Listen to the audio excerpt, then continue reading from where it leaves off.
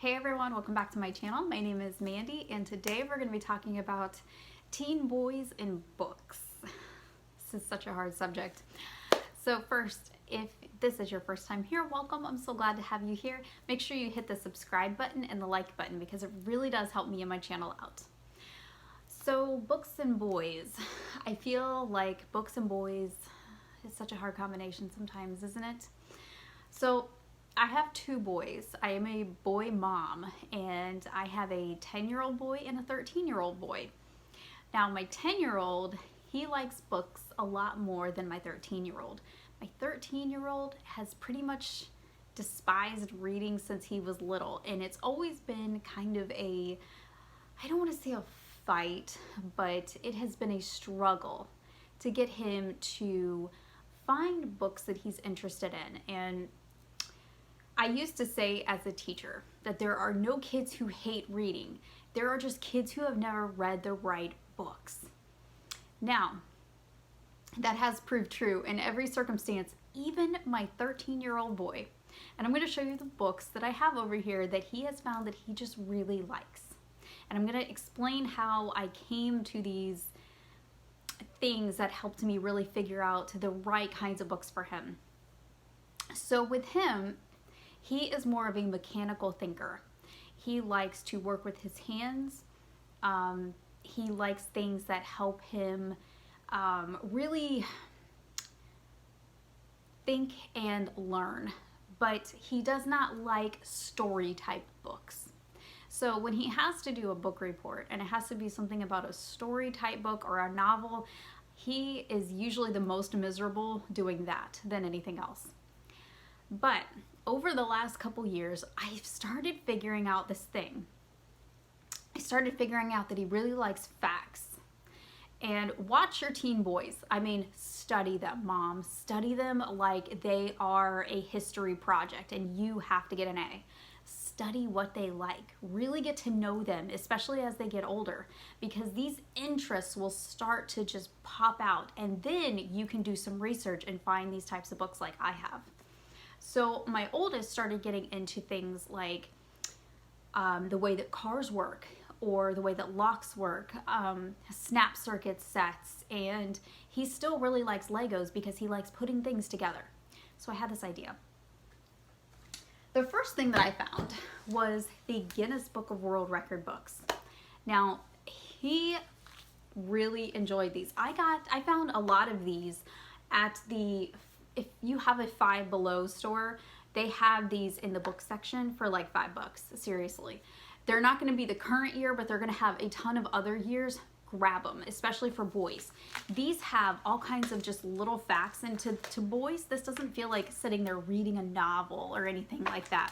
They are funny things, and I found that I had gotten our first one, I think at a Five Below store about a year and a half ago or so. And my oldest was like always telling me, hey mom, did you know blah, blah, blah, blah, blah. And it was just constant, but I was happy that he was reading something. And I would find him almost studying these books. So this kind of helped me think. And so for his birthday this year in March, I got him this book, The Way Things Work. He loves this book. This is one of his absolute favorite books. And this tells him everything about physics and how things move and float and work together. And there are several different revisions of this. I think this is the most current one. I might be wrong on that. This is the Way Things Work Now book. And this book is super cool. He hasn't got to read the entire thing yet, but I see him poring over this book all the time, learning new things.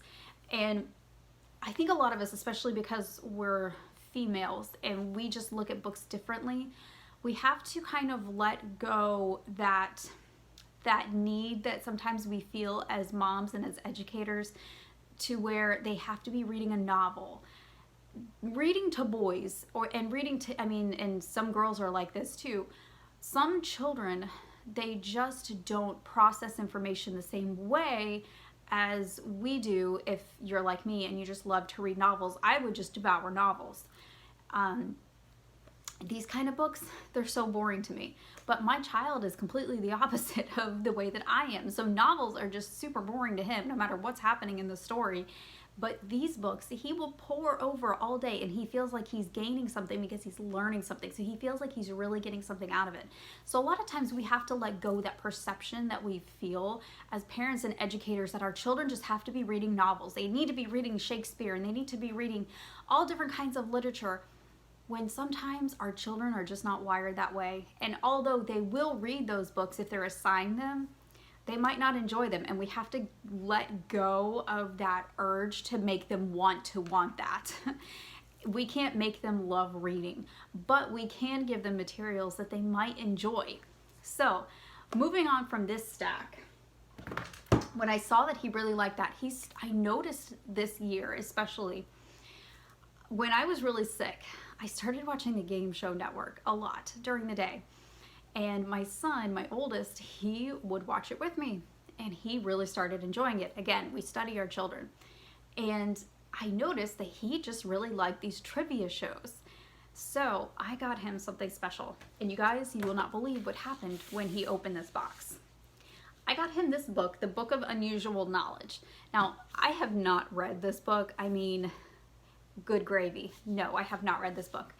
But I do trust him because he is really good at saying, hey, there's some inappropriate content in here. So far, he has not said anything. I think he said there was one section that he didn't read because it was just, he didn't want to read that section. And I said that was fine. He's 13. I am trusting him to let me know about these things.